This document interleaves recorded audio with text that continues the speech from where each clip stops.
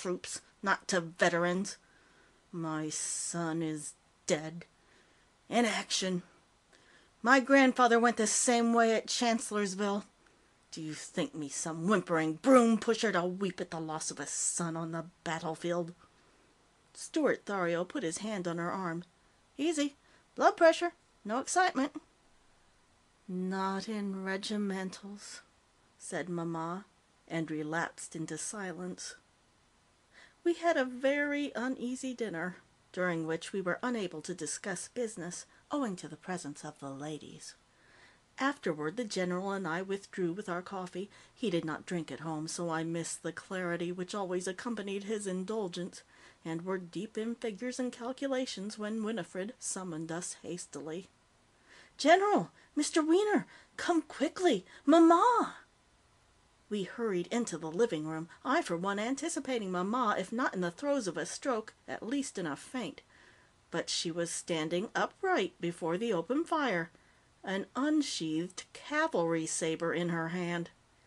It was clearly a family relic, for from its guard dangled the golden tassel of the United States Army, and on its naked blade were little spots of rust, but it looked dangerous enough as she warned us off with a sweep of it. In her other hand, I recognized the bulky manuscript of George Thario's First Symphony, which she was burning, page by page. "Some damned impostor," she said. "Some damned impostor." "Harriet!" protested the General. "Harriet, please! The boy's work! Only copy!" She fed another leaf to the fire. "Impostor! Harriet!" He advanced toward her, but she waved him away with the sharp blade. "Can't burn George's work this way. Gave his life." I had not thought highly of Joe's talents as a musician, believing them by and large to be but reflections of his unfortunate affectations. I think I can say I appreciate good music, and I've often taken a great deal of pleasure from hearing a hotel band play Rubinstein's Melody in F or light classical numbers during meal times. But even if Joe's symphony was but a series of harsh and disjointed sounds, I thought its destruction a dreadful thing for Mamma to do, and the more shocking, aside from any question of artistic taste, because of its reversal of all we associate with the attitude of true motherhood. "Mrs. Thario," I protested, "as your son's friend, I beg you to consider—" "Impudence!" declared Mamma, pointing the sword at me, so that I involuntarily backed up, although already at a respectful distance. "Damned impudence," she repeated, feeding another page to the fire. "Came into my house, bold as brass, and said, 'Cream, if you please.' Ha! I'll cream him, I will!" And she made a violent gesture with the saber, as though skewering me upon its length. I whispered to Constance, who was standing closest, that her mother had undoubtedly lost her reason, and should be forcibly restrained. Unhappily, the old lady's keen ears caught my suggestion. "Oh, deranged, am I? I spend my life making more money than I can spend, do I? I push my way against all decency into the company of my betters, boring them and myself for no earthly reason, do I? I live on crackers and milk because I've spent my nervous energy piling up the means to buy an endless supply of steaks and chops my doctor forbids me to eat.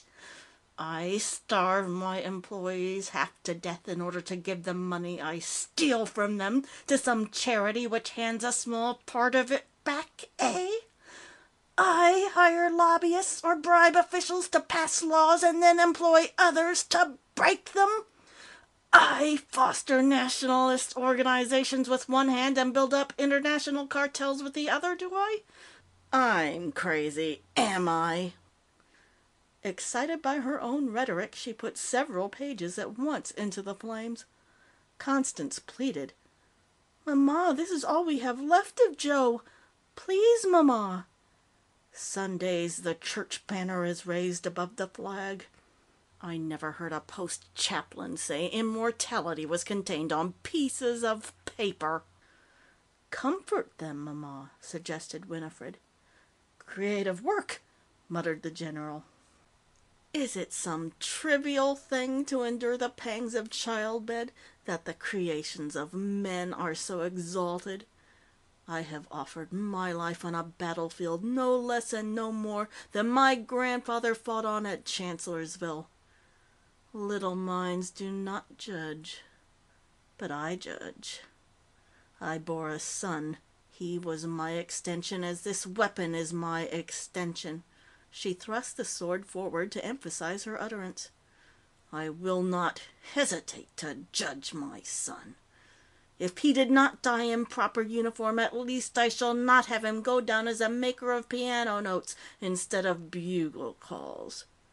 She threw the balance of the score into the fire and stirred it into a blaze with the steel's point. The ringing of the telephone bell put a period to the scene. Constance, who spoke several languages, answered it. She carried on an incomprehensible conversation for a minute, and then motioned to me with her head. "It's for you, Mr. Wiener, Rio. I'll wait till they get the connection through." She turned to the mouthpiece again and encouraged the operator with a soothing flow of words. I was vastly relieved at the interruption. It was undoubtedly Preblesham calling me on some routine matter, but it served to distract attention from the still muttering old lady and give her a chance to subside. Preblesham's voice came in a bodiless waver over the miles. "A.W., can you hear me? I can give you a tip. Just about 3 hours ahead of the radio and newspapers. Can you understand me? Our big competitor has bought the adjoining property. Do you get me, A.W.?" I nodded at the receiver as though he could see me, my thoughts racing furiously ahead. I had understood him all right. The grass had somehow jumped the saltwater gap and was loose upon another continent. I had about 3 hours in which to dispose of all my South American holdings before their value vanished. Telephone facilities in the Thario house, though adequate for the transaction of the general's daily business, were completely unequal to the emergency. Even if they had not been, Mamma's occasional sallies from her fireplace fort, saber-waving threateningly, frequently endangered half our communications, and we suffered all the while from the idiosyncrasies of the continental operators, who seem unable ever to make a clear connection, varying this annoyance by a habit of either dropping dead or visiting the nearest cafe at those crucial moments when they did not interrupt a tense interchange by polite inquiries as to whether Monsieur had been connected. I must say that in this crisis Stuart Thario displayed all his soldierly qualities to the full. Sweeping aside his domestic concerns, as he would at the order of mobilization, he became swift, decisive, vigorous. The first call he put through was to the Christian IV Hotel, engaging every available empty room so that we might preempt as much of the switchboard as possible. Pressing Constance and Winifred into service as secretaries until his own office staff could be summoned, and leaving Pauline to deal with Mamma, he had us established in the hotel less than 3/4 of an hour from the time Preblesham phoned. Even as the earliest calls were being put through, a barely perceptible signal passed from the general to Winifred, and presently large parts of the Christian IV bar were being arranged on a long table to the general's elbow. I had little time for observation, since I had to exert all my powers of salesmanship on unseen financiers to persuade them by indirection that I was facing a financial crisis, and they had a chance to snap up my South American holdings at fractions of their values. But out of the corner of my eye I admired the way Stuart Thario continuously sipped from his constantly refilled glass without hesitating in his duplicating endeavors. I expected the news to break and end our efforts at any moment, but the quickness with which I had seized upon Preblesham's information confirmed the proverb about the early bird. The 3-hour reprieve stretched to 5, and by the time Havas flashed the news, I had liquefied almost all of my now worthless assets, and to potential financial rivals. Needless to say, I had not trusted solely to the honor of the men with whom I had conversed, but had the sale